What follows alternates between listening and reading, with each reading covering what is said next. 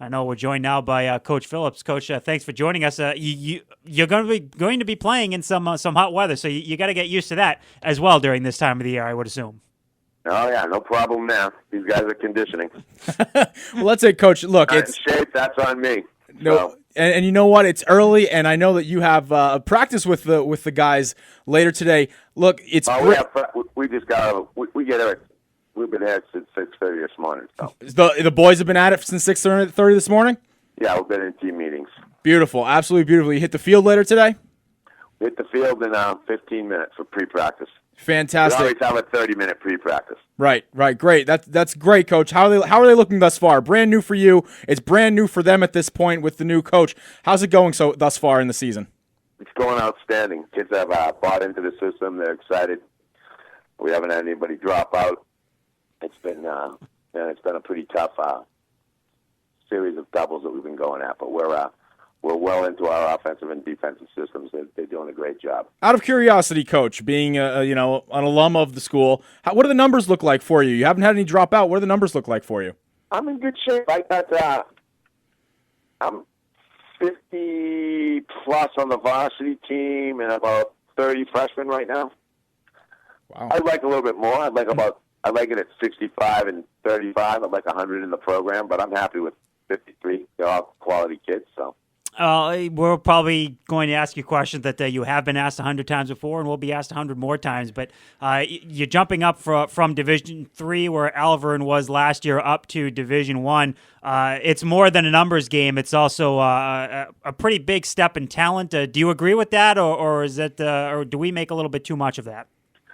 Well, as far as the numbers go, I think my numbers are going to be, except for the exception of maybe Pinkerton, my numbers on the varsity team are going to be pretty similar all around from the coaches I've been talking to. Not too many people have 100 varsity players, and if they do, you can only put 11 on the field.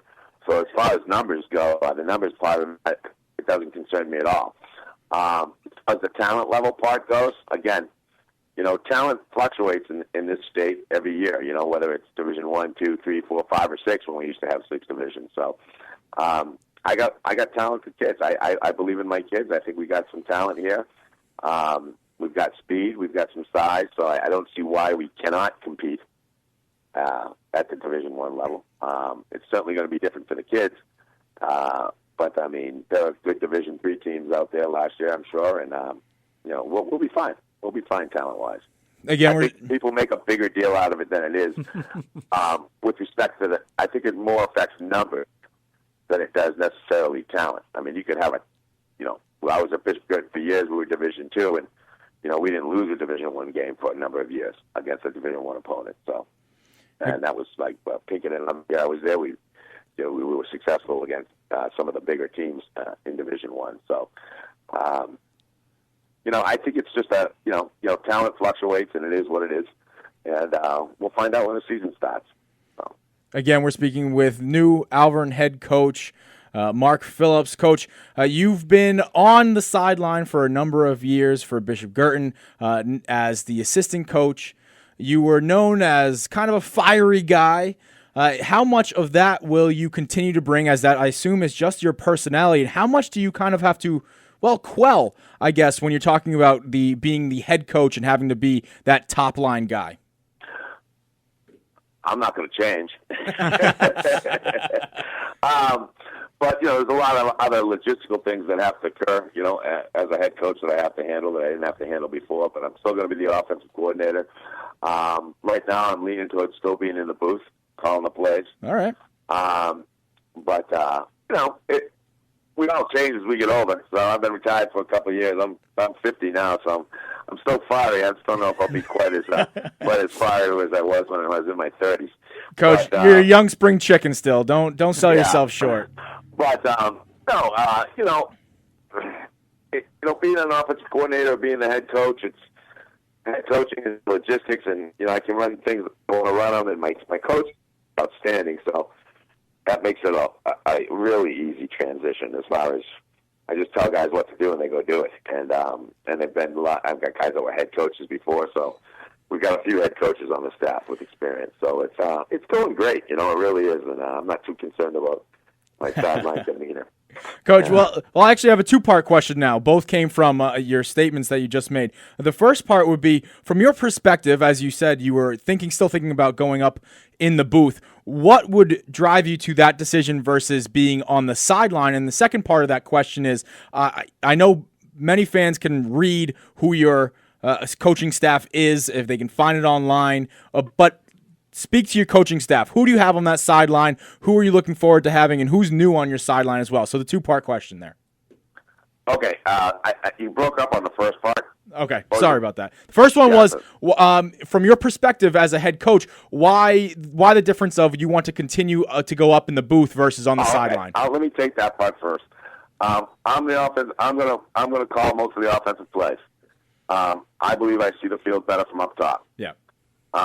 If I had a completely young staff and didn't have anybody I thought could control the sidelines and handle my quarterbacks and things like that, then that decision might be different. But I have trouble seeing the field from ground level. Yeah. So I want to be up top, see what happens when we motion, see what happens when we shift into formation, see how the secondary reacts, so I can call the plays. So that's that. That's mainly just a pure.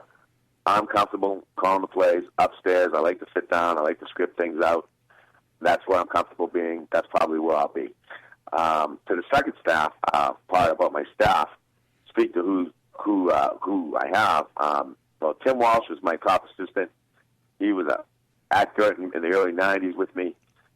Then he went to Lowell Catholic for, a number of years, over a decade. He was a head coach. He was down at St. Clements. He's just a top-notch quality guy. Got college experience, got semi-professional experience. He's a great coach. He'll be the main guy on the sideline. I got guys like John Croto was with me at Girton for years. He's helping me with the line. Dickie Dyer will probably be up in the booth with me. He, of course, goes all the way back to the old Nashville High Buzz Harvey days, and he's been he's a legendary coach in and of himself. Barney's going to be on the sideline with me from BG. Steve Cooper has done a great job with us. He's been my quarterback at Girton. Yep. And he's not playing at St. A's now, and he's been working with my quarterbacks. He'll be down there on the sidelines. Sean Brown, local Hudson guy that I brought on. His son plays for us. He's been doing a great job. He'll be on the sidelines with me, with my coaching staff. Paul Parent, an outstanding player in his own right, and a coach at BG back in the 90s. He'll be on the sidelines working the defense. I got some young guys like Dave Romero, who's my freshman coach. He'll be there on Friday nights with me. Andy Murphy was an all-state center for me. He played at New Hampton Prep and then went to Hartwick and coached a couple of years up there. He's helping out with the freshmen and JV lines. We're in coaches that literally I could not be there, and they'll take care of the game. That's how good they are. So I have 100% faith in my coaching staff. Hands down, if I don't show up to a practice, I know things are going to get taken care of. If I don't show up to a game, I don't think we miss a beat. And I certainly don't want to push those other coaches aside, but Steve Cooper is a name that we remember certainly from his playing days there. And you remember him as a player. Obviously, was he the an extension of the coaching staff out there? And is that why maybe you can feel a little bit more comfortable knowing that you can go up top into the booth to watch the field, knowing that someone like him is down there, having been through the trenches just a couple years ago? Walsh and these other guys that I named, my older guys, are why I'm comfortable going up in the booth. Steve's a young coach, but he helps us great in preparing. I mean, we're going to prepare for a lot of spread teams this year. What better to have than a college-level quarterback back there running a scout offense? Because he will run our scout offense. So I would say he can throw the ball better than anybody in the state, right? Yes. I'm pretty sure of that. Yes. At 22, he can throw it better than any high school kid in the state. And he will prepare our defense for a spread offense. They're going to be facing his arm all week long. And what a great guy to teach our option game. I'm a little old, I'm a 50-year-old fat guy. So, I'm trying to teach the option. Doesn't look quite as daunting as when Steve Cooper decides to teach the option. It saves me a few years on the end of my life, So first year coaching at Alvirne, what went into the decision process to head there, and what was so enticing about the Broncos? Well, as you know, 6 jobs opened up. Right. I only applied to 1 at Alvirne. I've always had great respect for the Alvirne teams over here. I've always thought they were big every year. Big kids, tough kids, and whether they were successful or not is kind of irrelevant to me. And mainly Karen Bonney. Had a relationship with her for about 18 years. Always liked her and said, if I'm going to go coach somewhere, and there was no opening at obviously at BG, I wanted to get back into coaching after 2 years being retired. And they all played Friday nights. That was the biggest thing because my son plays at the Coast Guard Academy on Saturdays this year. He's right. Senior captain, and I'm not missing any of his games. So they played Friday nights. We're good to go. Karen hired me, and I thought, it was a good deal. It was just a good fit. I couldn't be happier than to be here at Alvirne. I've got the greatest kids I've ever coached right here, right now. Great, and as again, a biased alumni that I am, I'm very happy to hear that. But Coach, I have another question for you as it pertains to kind of Alvirne and what you have now gotten into. And without divulging too much, of course, about what you are doing, I'm sure you knew Coach Bobby Nimblett well at the time when you were on the other sideline, and he was on the sideline with Alvirne as he was there since I was there. And what differences are you bringing to the field, to the sideline, and even on the field as you're in your first year at Alvirne? Well, first of all, I knew Bobby as a colleague, as a coach, right? But I didn't know him personally. I didn't watch any film of the past Alvirne teams under Bobby. We changed everything. It's a completely new system, offensively and defensively, new techniques. For better or for worse, that's what it is. We're redoing the locker room for the kids. We redesigned the helmet. We're just trying to get a fresh start. Yeah. And also respect some of the great traditions that Bobby instilled here. So, but for the most part, as far as what we're doing, obviously our offense is going to be completely different. Right.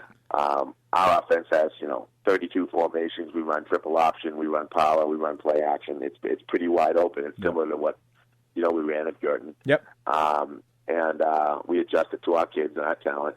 But, I don't know that I'm doing, people tell me I'm doing a lot of things differently. I don't know what that is. I've just been coaching the same way for 20 years. We're intense. I mean, we go out and practice a long time. We condition, and condition. We hit. Kids seem to be loving it, so we're pretty up-tempo at practice, and they seem to be liking it. So I don't know that that's different because I don't know what Bobby did. So, or the past staffs have done here. It's just the way. That's just the way I implement practice, and the kids seem to be responding right now. So we'll see. Time will tell. Coach, if I told you, to me anyway, you sound about 90% like Tony Johnson, what would you say? 90%. It feels like 2009 all over again. Tony and I coached together for a long time. Right. I mean, obviously, I was a top guy for a number of years there, and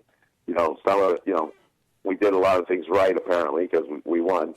Although I'm not sure that's always based on the coaching as much as it's based on your talent and luck, But I've always coached this way my whole life, so it's an intense program. I think the level of intensity has risen, and the kids initially, I think it was a culture shock for them, but now they're into it and they love it. So I tell you, I can't say enough about these kids in Hudson. These Alvirne kids, I can't say enough as far as literally some of the. I am so happy to be coaching here. I'm humbled by how fast this team has come together as a family. Humbled by it. Humbled. Great. I can't say enough about these kids. I have had nothing but outstanding at this school. Great. Not that it shocked me. I just didn't know what to expect when I came over here. And it's truly a humbling experience to be here right now. Great, Coach. Well, we appreciate the time, of course, and I know you have practice to get off to, so we will let you go. We'll definitely talk to you down the line. Best of luck during the season. All right. Thank you so much, and you guys do a great job. I appreciate everything you do for high school. sports, and give me a call anytime. Great. Thanks Good. a lot, Thank you, Coach. All right, bye-bye. Again, that was head coach of the Alvirne Broncos, Mark Phillips, the brand new head coach, generous enough to come on with us.